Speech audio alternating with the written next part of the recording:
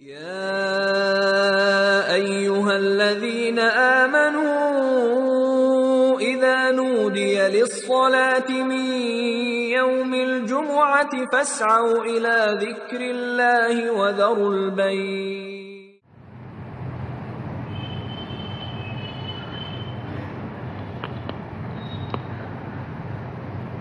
إن الحمد لله نحمده ونستعينه ونستغفره ونعوذ بالله من شرور أنفسنا ومن سيئات أعمالنا من يهده الله فلا مضل له ومن يضلله فلا هادي له وأشهد أن لا إله إلا الله وحده لا شريك له وأشهد أن محمدا عبده ورسوله أما بعد فإن خير الحديث كتاب الله وخير الحدي حدي محمد صلى الله عليه وسلم وشر الأمور محدثاتها وكل محدثة بدعة وكل بدعة ضلالة وكل ضلالة في النار. أعوذ بالله السميع العليم من الشيطان الرجيم من حمزه ونفخه ونفثه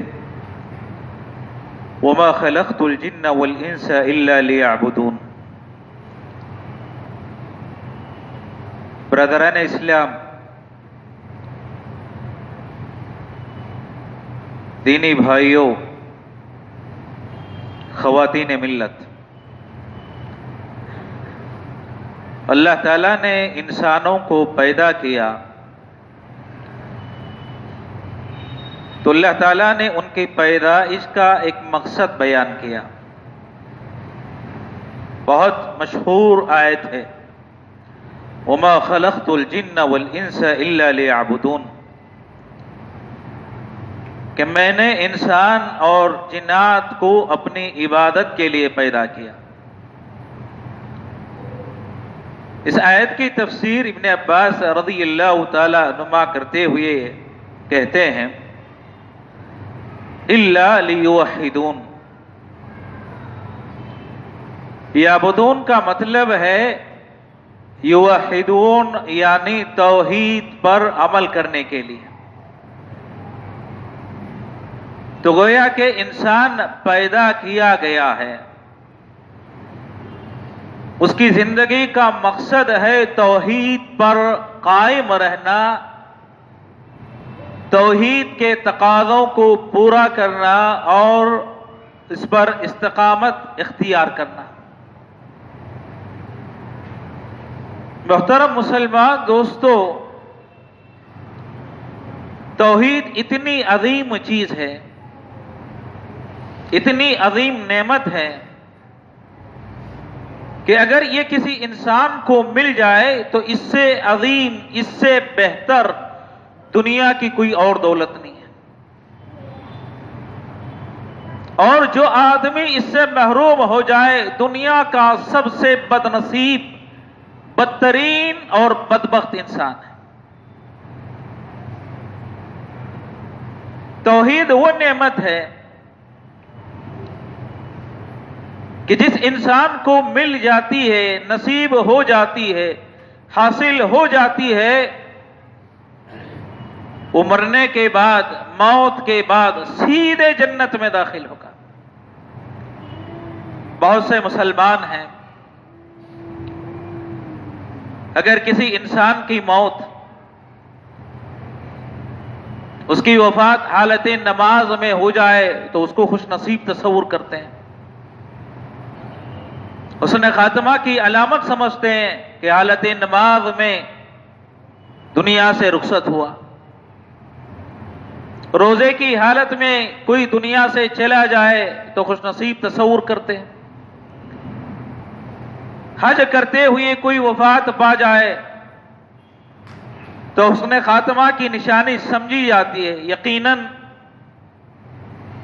حالت نماز میں انتقال کر جانا، روزے کی حالت میں وفات پا جانا، حج کرتے ہوئے دنیا سے رخصت ہو جانا، یہ خوش نصیبی کی علامت ہے.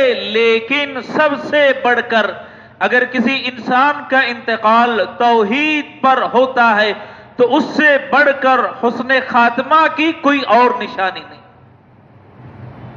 کوئی اور علامت نہیں۔ ایک انسان حالت سجدہ میں مر جائے لیکن توحید سے محروم ہے، سجدے کی حالت میں وفات پانا توحید سے محروم رہتے ہوئے اس کے کچھ کام نہیں آئے گا۔ روزہ رہتے ہوئے دنیا سے رخصت ہو جائے لیکن توحید مفقود ہے تو روزے کی حالت میں انتقال کر جانا اس کے کچھ کام نہیں آئے گا۔ توحید پر انتقال کسی کا ہوتا ہے تو وہ دنیا کا خوش نصیب انسان ہے، کامیاب انسان ہے۔ معتمر ابن سلیمان رحمہ اللہ بڑے محدث، عظیم و راوی، ایک مرتبہ گھر میں داخل ہوئے، چہرے پر اداسی طاری ہے، غمی کے آثار ہیں، پریشانی مترشح ہے۔ باپ نے ان کی حالت کو دیکھی، سوال کیا بیٹے سے کہ بیٹا کیا بات ہے، پریشان دکھائی دے رہے ہو، غمی کے آثار چہرے پر ہیں۔ تو معتمر ابن سلیمان رحمہ اللہ باپ کے سوال کرنے پر جواب دیتے ہیں، کہتے ہیں کہ میرے عزیز ترین دوست کا انتقال ہو گیا،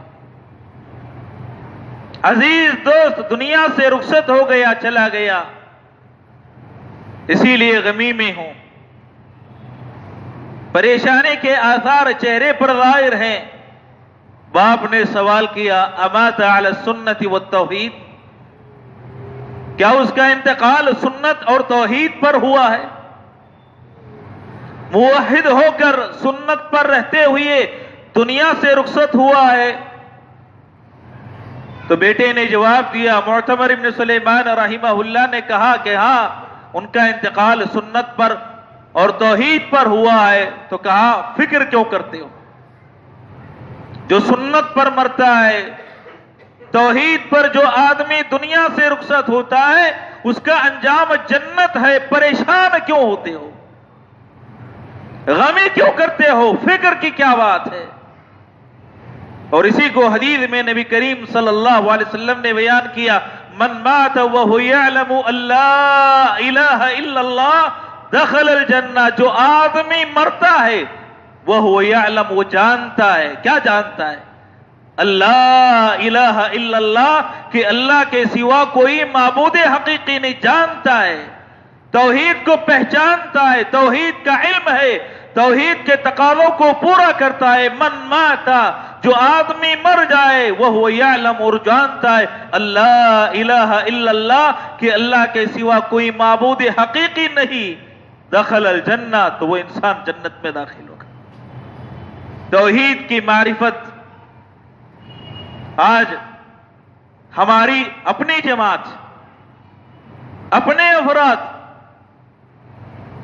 کہیں نہ کہیں جو پیغام اللہ کے نبی علیہ السلام نے دیا تھا اور جو ہمارا مقصد زندگی تھا، کہیں نہ کہیں اس سے ہٹتے ہم دکھائی دیتے ہیں۔ ہمارے آج عناوین کا جائزہ آپ لے لیں، سابقہ کوئی بھی اجلاس ہوتا تو ہمارا مرکزی عنوان توحید ہوتا، اتباع سنت ہوتا، لیکن آج ہم دنیا کی ترقی یافتہ دور کے ساتھ کندھا ملانے کے لیے توحید کو ہم نے پس پش ڈال دیا ہے، اتباع سنت کو ہم نے کنارے کر دیا ہے۔ توحید اتنی عظیم چیز ہے کہ اسی لیے نبی کریم صلی اللہ علیہ وسلم بھیجے گئے تھے، اسی لیے انبیاء مبعوث کیے گئے تھے، اسی لیے اللہ نے کتابوں کو نازل کیا، اسی کو قائم کرنے کے لیے، اسی کی تعلیم دینے کے لیے، بلکہ انسان کی زندگی اگر توحید ہے تو وہ زندہ ہے، ورنہ اس کی زندگی موت سے بدتر ہے۔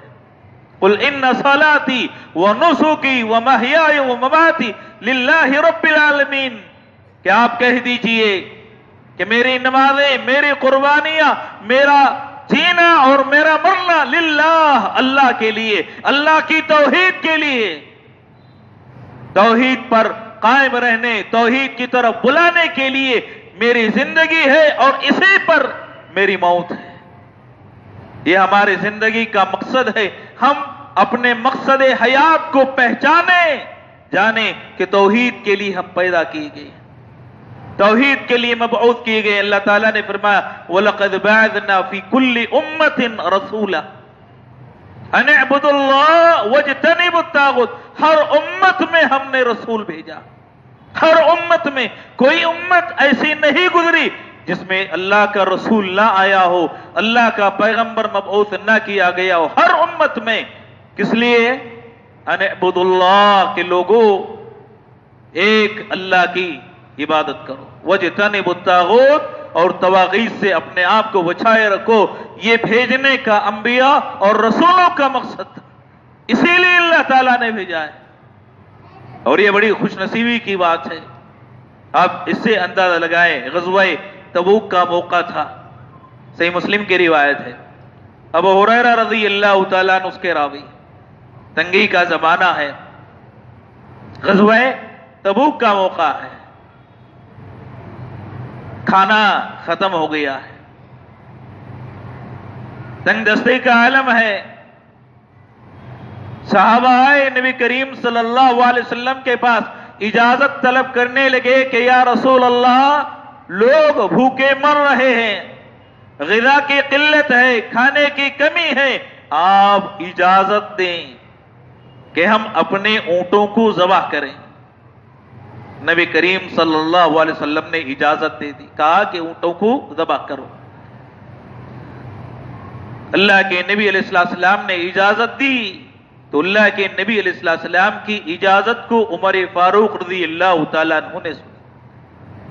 نبی کریم صلی اللہ علیہ وسلم کے پاس آئے اور فرمایا کہ یا رسول اللہ کے نبی صلی اللہ علیہ وسلم، آپ نے اونٹوں کو ذبح کرنے کی اجازت دے دی، اونٹیں پہلے ہی قلیل ہیں، کم ہیں، سواری کے لیے، سامان لادنے کے لیے اونٹوں کی کمی ہے، ایسی صورت میں اونٹوں کو ذبح کریں گے مزید قلت ہو جائے گی، اس کے بجائے میرا مشورہ ہے، میری رائے ہے کہ آپ جو کچھ بقایا طعام کے بچ گئے ہیں ان کو اکٹھا کریں، ان کو جمع کریں اور آپ برکت کی دعا کریں، آپ کی دعا سے اللہ برکت عطا کرے گا۔ نبی علیہ السلام نے اونٹوں کو ذبح کرنے سے منع کر دیا۔ صحابہ سے فرمایا، کہا کہ جو کھانے کے بقایا جات، باقی ماندہ کھانا کسی کے پاس رہ گیا ہو اس کو لے آؤ۔ صحابہ اپنے پاس جو کچھ باقی تھا وہ لے آتے، کسی کے پاس روٹی کا ٹکڑا تھا، کسی کے پاس کھجور کے چند ٹکڑے تھے، سارے صحابہ لاتے ہیں، اکٹھے کرتے ہیں۔ نبی علیہ السلام نے برکت کی دعا کی، آپ صلی اللہ علیہ وسلم نے اس کے بعد فرمایا، کہا کہ اب اپنے اپنے برتنوں کو کھانے سے بھر لو۔ صحابہ آتے گئے، اپنے برتنوں کو بھرتے گئے، صحابہ نے سارے برتنوں کو بھر لیا، لیکن اس کے باوجود دسترخوان پر جس پر نبی علیہ السلام نے برکت کی دعا کی تھی کھانا باقی ہے۔ یہ دیکھ کر نبی علیہ السلام نے فرمایا، کہا اشہد ان لا الہ الا اللہ وانی رسول اللہ، اشہد ان لا الہ الا اللہ، میں گواہی دیتا ہوں کہ اللہ کے سوا کوئی معبود حقیقی نہیں، وانی رسول اللہ، میں اللہ کا رسول ہوں، میں اللہ کا پیغمبر ہوں۔ اس کے بعد پیارے رسول صلی اللہ علیہ وسلم نے فرمایا، لا یلقى اللہ بہما عبد غیر شاک فیہما الا دخل الجنہ، اگر کوئی بندہ اللہ سے ملاقات کرتا ہے ان دو کلمات کو لے کر، لا یلقى اللہ بہما عبد، ان دو کلمات کو لے کر، اشہد ان لا الہ الا اللہ وانی رسول اللہ، ان دو کلمات کو لے کر اللہ سے کوئی ملتا ہے، ملاقات کرتا ہے، غیر شاک فیہما، اور اس بندے کو اس میں کوئی شک نہیں، کوئی شبہ نہیں الا دخل الجنہ، تو وہ آدمی جنت میں داخل ہوگا، وہ آدمی جنت میں جائے گا، اس پر کوئی شک نہ ہو، شبہ نہ ہو۔ اس حال میں اللہ سے ملاقات کرتا یقین کے ساتھ، ایمان کے ساتھ، تو وہ آدمی جنت میں داخل ہوگا۔ میرے محترم مسلمان دوستو، اس کلمے کی اہمیت کو سمجھو، کلمے کے تقاضوں کو جانو کہ اسی لیے ہم کو بنایا گیا ہے، اسی لیے پیدا کیا گیا ہے۔ سیکھنے، معلوم کرنے کی ضرورت ہے۔ امام محمد بن عبد الوہاب رحمہ اللہ نے 3 چیزوں کو، 3 اصول کو بیان کیا اپنی چھوٹی سی مختصر سی کتاب میں، جس کو اصول ثلاثہ کہا جاتا ہے۔ سب سے پہلا اصل معرفت العبد ربہ، کہ بندہ اپنے معبود کو پہچانے، اپنے خالق کو جانے کہ کس کی ہمیں عبادت کرنی ہے، کس سے دعائیں کرنی ہے، کس پہ بھروسہ رکھنا ہے، کس سے خوف کھانا ہے۔ بندہ اپنے خالق، اپنے مالک، اپنے برحق معبود کو جانے، یہ پہچاننا ہر مسلمان پر فرض ہے، واجب ہے، ضروری ہے۔ اگر اس میں کوتاہی کرتا ہے تو وہ مسلمان گنہگار ہوگا۔ کوئی اپنے معبود کو نہیں جانتا اس کے اسماء کے ذریعے، اس کی صفات کے ذریعے، توحید الوہیت کو نہیں جانتا اور اس کے تقاضوں کے مطابق عمل نہیں کرتا، وہ گنہگار ہے۔ اس کو جاننا، اس کو پہچاننا ہر مسلمان پر واجب ہے، ضروری ہے۔ میرے محترم مسلمان دوستو، اسی لیے ہم اپنے مقصد کو پہچانیں کہ کیوں اللہ تعالیٰ نے ہم کو پیدا کیا ہے، کیوں دنیا میں بھیجا ہے، اور اپنے مقصد کو پہچان کر اسی کے مطابق عمل کرنے کی کوشش کریں۔ سورۃ العصر میں اللہ تعالیٰ نے مختصر پیغام دیا۔ پیغام کیا ہے؟ والعصر ان الانسان لفی خسر، قسم ہے زمانے کی کہ پورے انسان گھاٹے میں ہے، نقصان میں۔ یہ گھاٹے کا سودا ہے، گھاٹے کی زندگی۔ دنیا کا ہر انسان نقصان میں ہے۔ نقصان سے بچنے والا کون ہے؟ الا الذین آمنوا، ایمان لانے والے، موحد، توحید پر عمل کرنے والے، ایمان لانے والے، اللہ کی ذات پہ ایمان ہے، رسولوں پر ایمان ہے، کتابوں پر ایمان ہے، فرشتوں پر ایمان ہے، آخرت کے دن پر ایمان ہے، اچھی بری تقدیر پر ایمان ہے۔ الا الذین آمنوا، جو ایمان لاتے ہیں، توحید کو جانتے ہیں، پہچانتے ہیں اور ان کے شروط کو پہچان کر توحید کے تقاضوں کو پورا کرتے ہیں، وہ نقصان سے، گھاٹے سے بچے ہوئے ہیں۔ ورنہ دنیا کا ہر انسان نقصان میں، صرف نقصان میں نہیں، ظاہری چمک دمک دیکھ کر یہ نہ سمجھ لیں کہ فلاں انسان بہت کامیاب ہے۔ یہ کامیابی نہیں، یہ دھوکہ ہے۔ انسان اگر اس کو کوئی کامیابی سمجھ لیتا ہے تو وہ دھوکے میں جی رہا ہے، نقصان میں جی رہا ہے، خسارے میں جی رہا ہے۔ اور اگر کوئی توحید سے ہٹ جائے، دنیا کا سب سے بدترین انسان ہے، چاہے دنیاوی حیثیت سے کامیاب کیوں نہ ہو، دولت کی فراوانی کیوں نہ ہو، زرق برس لباس کیوں نہ ہو، میرے محترم مسلمان دوستو، وہ دنیا کا سب سے بدترین انسان ہے، بلکہ جانوروں سے بھی بدتر ہے، اس سے بہتر جانور ہے۔ یہ کامیابی نہیں، یہ دھوکے کی زندگی ہے۔ کسی انسان کو دنیا کی کامیابی دیکھ کر یہ تصور نہ کر لے کہ بہت بڑا کامیاب انسان ہے، بہت بہترین انسان ہے۔ یہ کامیاب نہیں، یہ خسارے والا انسان ہے۔ اللہ تعالیٰ نے اسی کی طرف اشارہ کیا، بلکہ اللہ تعالیٰ نے قرآن مجید میں فرمایا اولئک کالانعام، مشرکین کفار کا تذکرہ کیا۔ اللہ نے کہا اولئک کالانعام بل ہم اضل، یہ جانوروں کے مانند ہیں، بلکہ جانوروں سے زیادہ بدتر ہیں۔ اور اللہ نے ایک اور موقع پر فرمایا اولئک ہم شر البریہ، روئے زمین کے سب سے بدترین مخلوق اگر کوئی ہے تو مشرک ہے، سب سے بدترین مخلوق۔ اگر ہم ان کو بہتر بنانا چاہتے ہیں تو توحید کی طرف بلائیں، توحید سکھائیں۔ اپنے بچے جن کی ہم تربیت کرتے ہیں، جو ہمارے ماتحتی میں ہوتے ہیں، بہت سا انسان دنیاوی اعتبار سے ان کو کامیاب بنانے کی کوشش کرتا ہے، محنت کرتا ہے، کوشش کرتا ہے، لیکن یہ کامیابی اسی وقت کامیاب ہوگی جب ہم دنیا کے ساتھ توحید انہیں سکھائے، توحید بچائے۔ نبی صلی اللہ علیہ وسلم نے چھوٹے بچے 10 سال سے کم عمر تھی، ابن عباس رضی اللہ تعالیٰ کیا سکھایا؟ توحید کی تعلیم دی۔ چھوٹے بچے توحید سکھایا، لونڈی توحید کی تعلیم دی، بچوں کو توحید سکھایا، لونڈی جو انسان کے ماتحتی میں ہوتی ہے توحید کی تعلیم دی۔ صحیح مسلم کی روایت ہے کہ ایک صحابی ان کی لونڈی نے تھپڑ مار دیا، لونڈی کو تھپڑ مار دیا صحابی نے۔ بکریاں چرانے والی بکری کم تھی، اللہ کے نبی علیہ السلام کے پاس آئے، افسوس ہوا کہ کاش میں تھپڑ نہ مارتا، شاید تھپڑ مارنا غلط تھا میرا۔ نبی علیہ السلام کے پاس آئے، کہا کہ میں آزاد کرنا چاہتا لونڈی کو۔ نبی علیہ السلام نے کہا کہ لونڈی کو بلاؤ۔ لونڈی کو بلایا گیا، نبی علیہ السلام نے 2 سوال کیے، 2 سوال کیے۔ سوالات کیا تھے؟ این اللہ، اللہ کہاں ہے؟ لونڈی نے اشارہ کیا فی السماء، کہ اللہ آسمان میں۔ لونڈی نے اشارہ کیا فی السماء، اللہ آسمان میں۔ لونڈی جانتی تھی توحید کو، توحید کی تعلیم تھی اس کے پاس۔ دوسرا سوال کیا، من انا، میں کون ہوں؟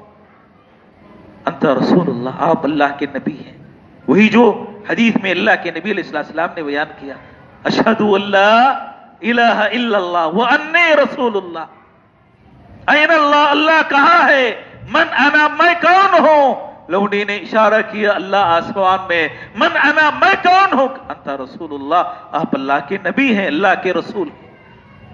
نبی علیہ السلام نے فرمایا اعتقھا، ان کو آزاد کر دو، فإنہا مؤمنہ، یہ مومنہ ہے، یہ مومنہ ہے۔ دنیا میں اعتبار سے بکریاں چرانے والی، کسی کی ماتحتی میں کام کرنے والی، نبی علیہ السلام نے فرمایا کہ اعتقھا، ان کو آزاد کر دو، فإنہا مؤمنہ، یہ ایمان والی ہے، اور ایمان والی خسارے سے بچی ہوئی ہے۔ دنیا کا مال نہیں ہے، دنیا کا متاع نہیں، دنیا کی دولت نہیں، جاگیر نہیں، لیکن اس کے باوجود مومنہ ہے، خسارے سے بچی ہوئی ہے۔ الا الذین آمنوا، خسارے سے بچنے والے کون ہیں؟ ایمان لانے والے، وعملوا الصالحات، نیک عمل کرنے والے، وتواصوا بالحق، حق کی وصیت کرنے والے۔ حق کیا ہے؟ جس کی گواہی اللہ نے دی، جس کی گواہی فرشتوں نے دی، جس کی گواہی اہل علم نے دی، حق وہی ہے جس کی گواہی اللہ دیتا ہے، رب العالمین دیتا ہے، فرشتے دیتے ہیں اور اہل علم دیتے ہیں کہ اللہ کے سوا کوئی معبود برحق نہیں۔ یہ حق، یہ سچائی ہے۔ اس سچائی کو جان کر اگر کوئی آدمی اس کی طرف بلاتا ہے، دعوت دیتا ہے، اخلاق کی تعلیم دینا اچھی چیز ہے، نماز کی طرف بلانا اچھی بات ہے، روزوں کے اہتمام کرنے کے لیے لوگوں کو کہنا، ترغیب دینا اچھی بات ہے، لیکن اس سے پہلے توحید کی، لوگوں کو توحید کی طرف بلانا، توحید سکھانا، توحید پر عمل کرنے والا بنانا، اس سے بڑھ کر دنیا کی کوئی اور نعمت ہے۔ سن 10 ہجری میں نبی علیہ السلام معاذ بن جبل رضی اللہ تعالیٰ عنہ کو دعوتی کام کے لیے بھیجتے ہیں۔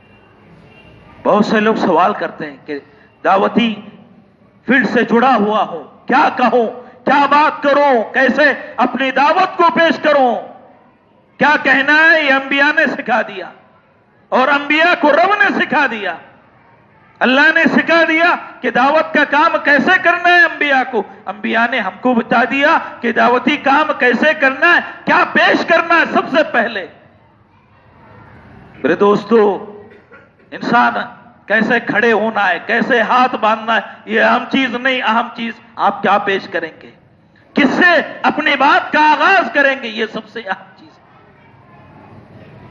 سن 10 ہجری میں معاذ بن جبل رضی اللہ تعالیٰ عنہ کو جب بھیجا گیا تو نبی علیہ السلام نے کہا انک تأتی قوما من اہل الکتاب، جن کے پاس تم جا رہے ہو یہ اہل کتاب ہیں، یہودی ہیں، عیسائی، فلیکن اول ما تدعوہم الیہ شہادت ان لا الہ الا اللہ، سب سے پہلی دعوت تمہاری ہونی چاہیے کیا؟ کہ اللہ کے سوا کوئی معبود حقیقی نہیں، کوئی معبود حقیقی نہیں۔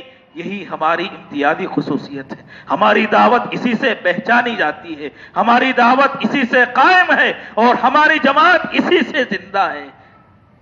اگر یہ جماعت اس دعوت کو چھوڑ دے تو اس میں اور دیگر جماعتوں میں کوئی فارق نہیں رہے گا، کوئی فرق نہیں رہے گا۔ ہماری امتیازی خصوصیت یہ ہے کہ ہم اتباع سنت کی طرف لوگوں کو بلاتے ہیں، توحید کی طرف بلاتے ہیں۔ امام مسلم نے اپنی کتاب کا آغاز کس سے کیا؟ کتاب الایمان۔ امام بخاری رحمہ اللہ نے اپنی کتاب کو ختم کس سے کیا؟ کتاب التوحید، یہ بتانے کے لیے کہ آغاز توحید سے، اور توحید کی دعوت کا کام کرتا رہے جب تک سانس باقی ہے، جب تک جسم میں روح باقی ہے، توحید کی طرف لوگوں کو بلاتا رہے۔ نبی علیہ السلام کی سب سے آخری جو دعوت تھی، آخری جو تعلیم تھی، کیا تھی؟ توحید۔ لعن اللہ الیہود والنصارى اتخذوا قبور انبیائہم مساجد۔ نبی علیہ السلام بستر پہ ہیں، بستر مرگ پہ ہیں، اور اللہ کے نبی علیہ السلام نے کہا یہودی اور عیسائیوں پر اللہ کی لعنت ہو کہ انہوں نے انبیاء کی قبروں کو سجدگاہ بنا لیا، انبیاء کی قبروں کو سجدگاہ بنا لیا۔ کتنی افسوس کی بات ہے کہ جس مسجد میں رب کی عبادت ہونی چاہیے، آج مسلمانوں کی بعض مساجد نماز ادا ہوتی ہے، باہر نکلتے ہیں مسجد کے احاطے میں قبر ہے، نماز ادا کرتے ہیں، اللہ کی طرف متوجہ ہوتا ہے، نکلتے ہوئے صاحب قبر سے سوال کرتا ہے۔ دنیا کا سب سے بڑا بدترین گناہ اللہ کی مساجد میں، جہاں رب کی عبادت ہونی چاہیے، ان مساجد میں قبور، اور بسا اوقات ان قبور سے استغاثہ، استعانہ، یہ آج بعض مسلمانوں کا وتیرہ ہے۔ کتنے افسوس کی بات ہے۔ کیا کبھی کسی مسلمان نے ان کو برا سمجھا؟ مسجد میں قبر ہونا ایک برائی ہے، ایک ظلم ہے، ایک گناہ ہے، ایک شرک ہے۔ کیا کبھی ہم نے اس کو برا سمجھا دل سے؟ اگر دل سے بھی برا نہیں سمجھا تو ایمان ختم ہو گیا ہے، ایمان اڑ گیا ہے۔ لہذا میرے محترم مسلمان دوستو، انسان کی زندگی کا آغاز توحید سے ہوتا ہے، توحید کے مطابق زندگی گزارتا ہے۔ جب دنیا سے رخصت ہوتا ہے تو توحید کی تعلیم دیتے ہوئے دنیا سے رخصت ہوتا ہے، اور یہ حسن خاتمہ کی سب سے بڑی نشانی ہے کہ انسان توحید پر اس کا خاتمہ ہو جائے، توحید پر عمل کرتے ہوئے دنیا سے گزر جائے۔ اس سے بڑھ کر اس کا اور کوئی خاتمہ نہیں ہو سکتا۔ اچھی موت کی علامت اور نشانی کوئی اور نہیں ہو سکتی۔ رب کریم سے دعا ہے کہ اللہ تعالی ہم تمام مسلمانوں کو توحید کو جاننے، اس کی تعلیم حاصل کرنے اور اس کے مطابق اپنی زندگی میں عمل کرنے کی توفیق عطا فرمائے۔ اللہ تعالی جب تک زندہ رکھے، ایمان والا، اسلام والا بنا کر زندہ رکھے، موت دے تو اللہ توحید پر موت عطا فرمائے، حسن خاتمہ نصیب فرمائے، سوء خاتمہ سے بچائے رکھے، جنت میں جگہ دے، جہنم اور قبر کے عذاب سے بچائے۔ آمین۔ وآخر دعوانا ان الحمد للہ رب العالمین۔